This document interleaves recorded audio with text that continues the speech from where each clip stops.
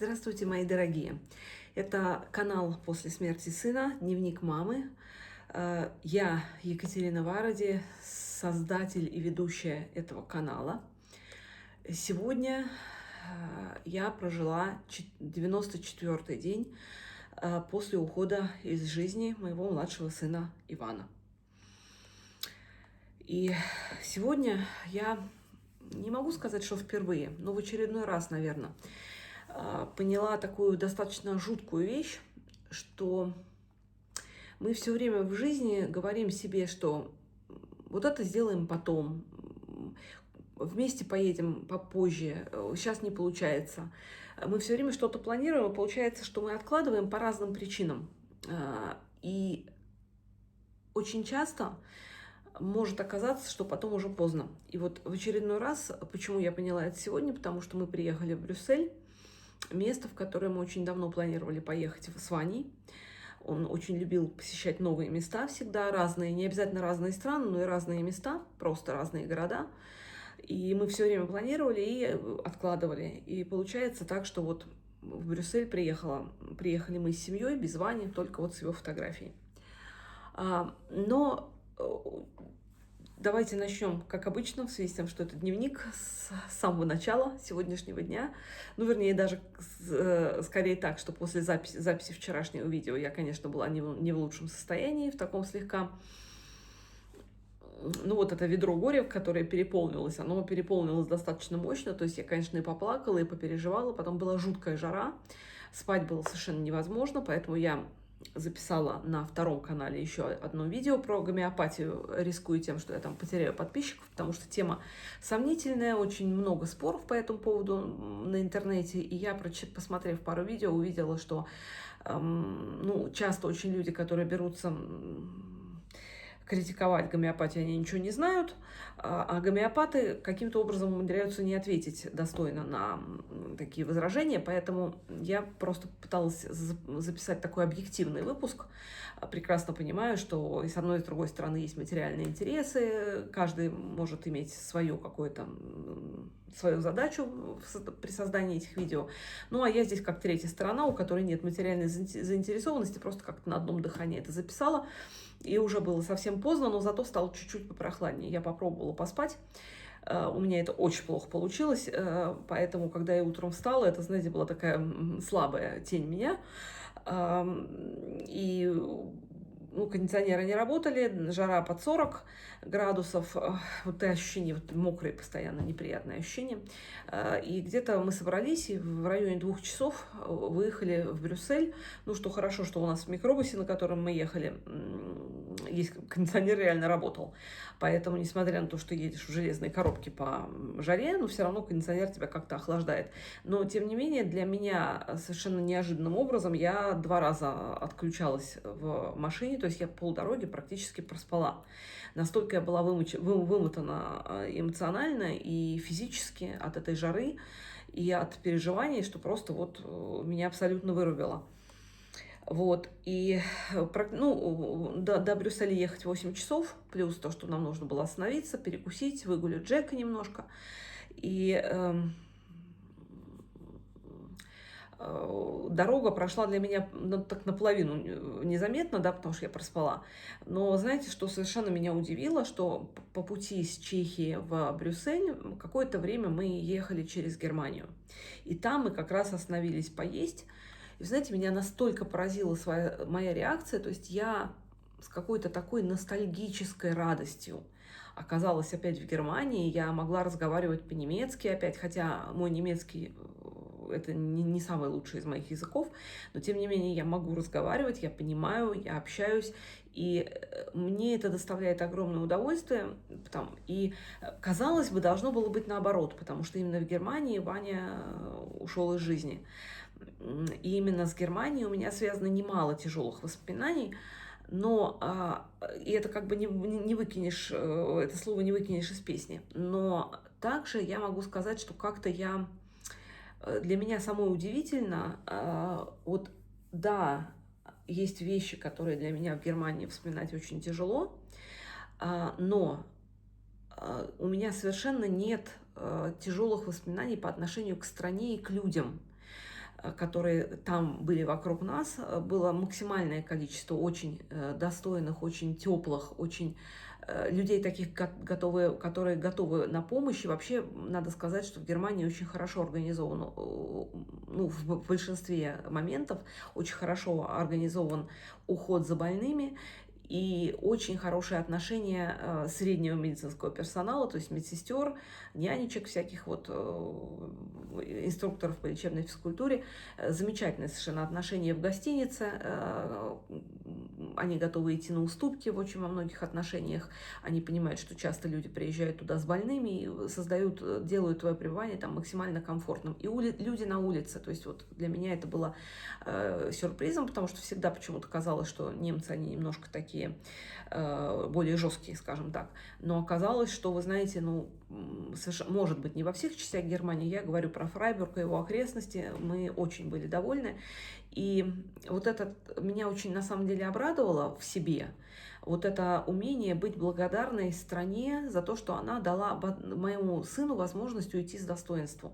Потому что, к сожалению, того же самого о врачах, обо всех я сказать не могу. То есть там есть пара врачей, которым я очень благодарна, но, к сожалению, к большинству из них у меня есть вопросы, и я буду об этом рассказывать на своем втором канале, на котором я уже не буду говорить о том, что произошло после ухода Вани, а буду рассказывать именно о своих впечатлениях и от венгерских, от немецких больниц, от ухода, и от всего давать практические рекомендации для тех, кто окажется в такой же ситуации. То есть к этому я еще вернусь в другом канале.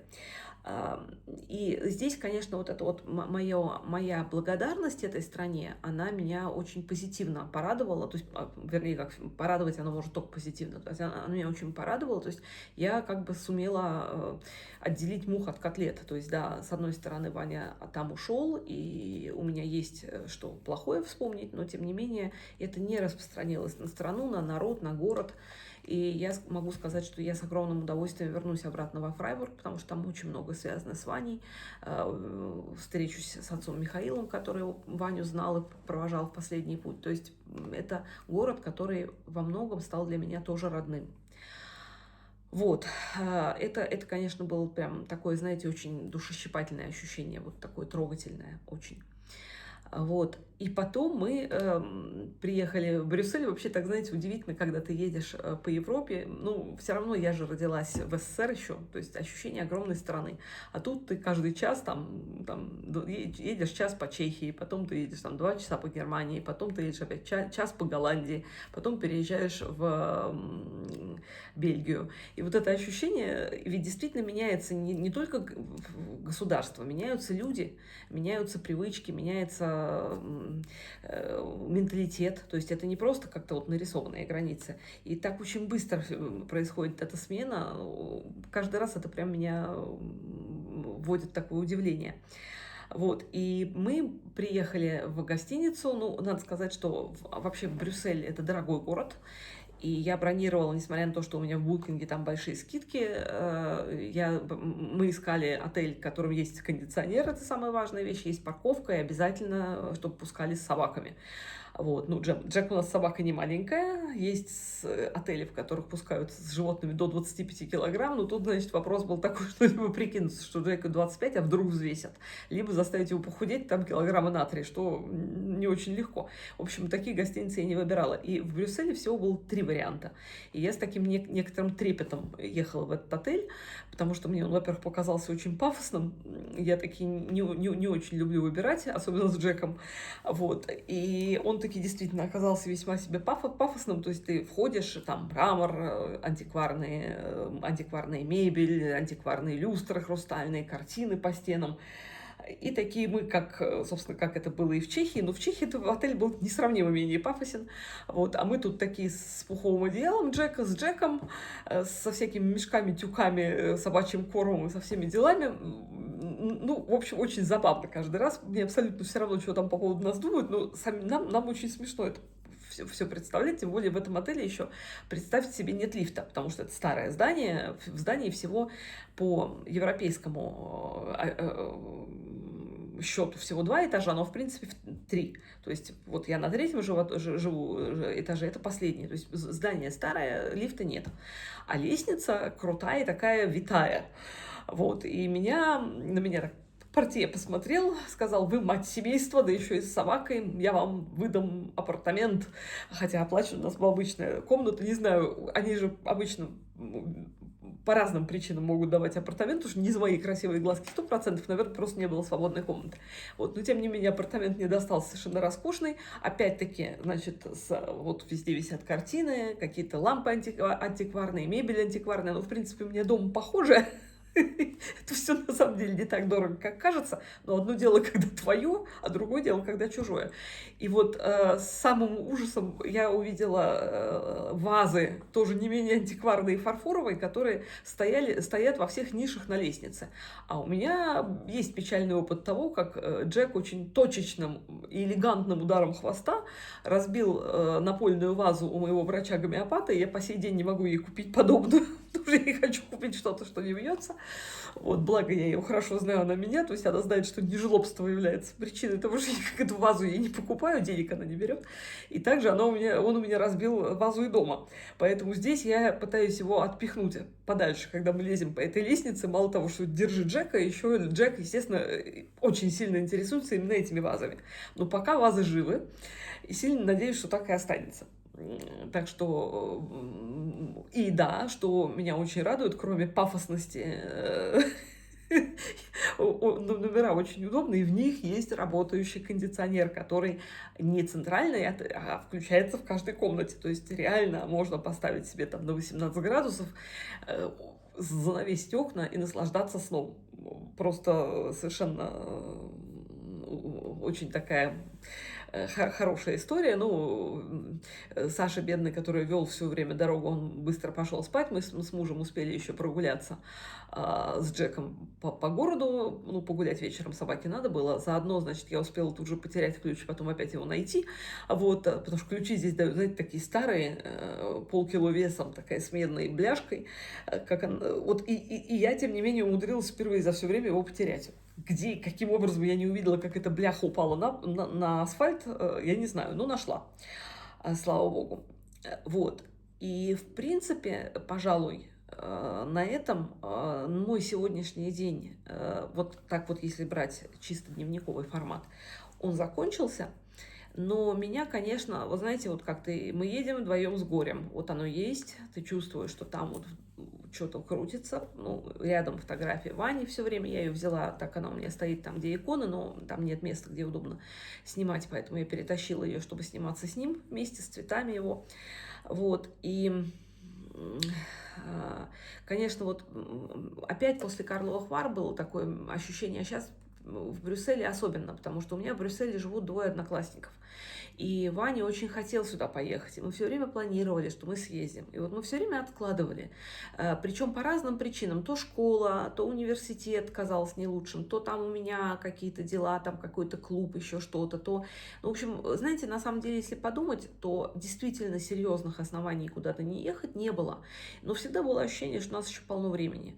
И вот это так грустно, когда ты понимаешь, что вот ты хотел, и он хотел, и ты этого не сделал по совершенно большой глупости. И здесь, знаете как, вот мне кажется очень важным, опять же, это ни в коем случае не рекомендация, потому что каждый из вас, кто меня слушает, абсолютно взрослый, самодостаточный, получившийся и реализовавшийся человек, и я вообще никто для того, чтобы давать какие-то советы, но, знаете, вот то, что я, например, поняла, что меня очень поддерживает после ухода Вани, то, что мы, пока Ваня жив, мы с друг другом каждый день ему говорили, что мы друг друга любим. Мы каждый день обнимались, целовались и говорили: ой, как я тебя люблю. И то же самое у нас такая практика, и со старшим сыном, они у меня такие очень, очень такие трепетные дети, которые требуют, им очень приятно это слышать, а мне очень приятно это говорить. И мы в семье с тех пор, вот со времени ухода Вани, мы как-то еще больше начинаем друг другу это говорить. И я мужу, и муж мне, и я моим родителям, потому что я понимаю, что нельзя откладывать такие вещи, потому что никто не знает, сколько каждый из нас проживет. Вот любого человека, сами понимаете, ну за один день может не стать целого города, целой страны, я не знаю, там, данного здания, может начаться война, может человеку унести болезнь, что угодно. И настолько важно друг другу говорить хорошее, потому что это хорошее, во-первых, уйдет с тем человеком, который уйдет, он уйдет с радостью, и, безусловно, останется как облегчение и такое, знаете, подбадривание, что ли, нас в тяжелой ситуации, потому что ситуация горя никогда не бывает легкой. Но одно дело, когда ты жалеешь о том, что ты человеку не сказал. Вот в ситуации Вани, например, есть, ну, подростки же, вы же представляете, он ушел, перестал выходить на связь с ребятами, когда ему стало 19,5 лет. Вот тогда он заболел уже всерьез и ни с кем не встречался. И я знаю, что на его похоронах плакали ребята очень многие, что очень многие жалели, что не успели сказать, как он им важен. И просто вот до сих пор они не могут это переварить, потому что, ну, подростку уже, конечно, кажется, что вся жизнь впереди. Вот, и поэтому, знаете, мне кажется, что даже я понимаю, что в большинстве меня смотрят люди, которые пережили потерю, которым сейчас тяжело. И я нахожусь сама в этой же ситуации. Но, тем не менее, поверьте, что очень важно, если вокруг вас есть люди, которых вы любите, которым вы за что-то благодарны, не оттягивайте это, не оттягивайте добрые слова. Если хотите кому-то позвонить или написать, тоже не оттягивайте.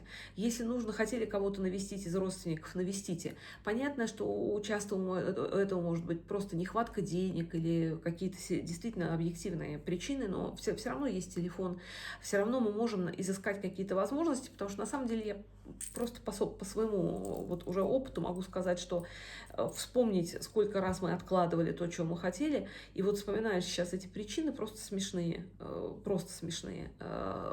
Не стоило из-за этого. Можно было пропустить там 2 дня в школе, 2 дня в университете.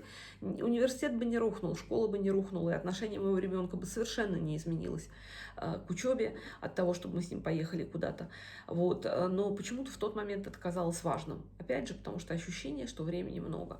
И еще, знаете, у меня был такой пример. У меня есть подруга, любимая моя, у меня несколько, ну, практически 3-4 человека очень близких в жизни. Мне Господь Бог дал большой подарок, что у меня такие люди есть. И вот у одной из моих подруг 8 человек детей от одного мужа. Я уже рассказывала, по-моему, о ней. Это очень хорошая семья, замечательные совершенно дети. И вот она... Для меня это вообще было невозможно представить себе, как она вообще жива остается с 8 детьми. Это просто. К тому же у нее там часто они шли так вот с разницей в 2 года. И они ездили там на лыжах на курорт или там куда-то на море с маленькими детьми. Я, например, с маленькими предпочитала никуда не ездить, потому что для меня это была пытка, а не отдых. И когда я ее спросила, она говорит: слушай, говорит, ты знаешь, вот я просто убедилась в том, что мы вот все время тоже откладывали сначала и мечтали там что-то сделать с моими родителями, что-то сделать с родителями мужа. А вот мои родители сейчас уже умерли, сказала моя подруга, и родители мужа уже не могут к нам присоединиться. И я поняла, что нам нужно, пока вот мы можем, вот как мы можем, так делать. Потому что это уже то, что мы сделаем, это останется в нашей памяти на всю жизнь. И я в тот момент ее не поняла, а сейчас поняла. И сейчас именно поэтому мы ездим всей семьей. Безусловно, это связано с тем, что и у наших молодых есть такое желание, потому что мы не стали навязываться против их воли. Но на самом деле это, конечно, такая важная история. Говорить друг другу, писать друг другу хорошие слова, быть друг другу благодарными, устраивать какие-то совместные впечатления, даже если вы сейчас в горе, даже если сейчас вам тяжело, потому что это в любом случае вам поможет, потому что добро, оно всегда помогает. Оно всегда помогает, и оно помогает в том числе отвлечься от горя, потому что горе – это темнота, а темноты в нашей жизни все равно должно быть меньше, чем света. Вот на этом, пожалуй, я закончу, мои дорогие. Я вас обнимаю, я вам посылаю как можно больше тепла. Вот сколько есть, столько я вам посылаю. Обнимаю вас от всего сердца. И желаю, чтобы у вас все было хорошо, чтобы вы успели все, что вы планируете. До свидания, мои дорогие.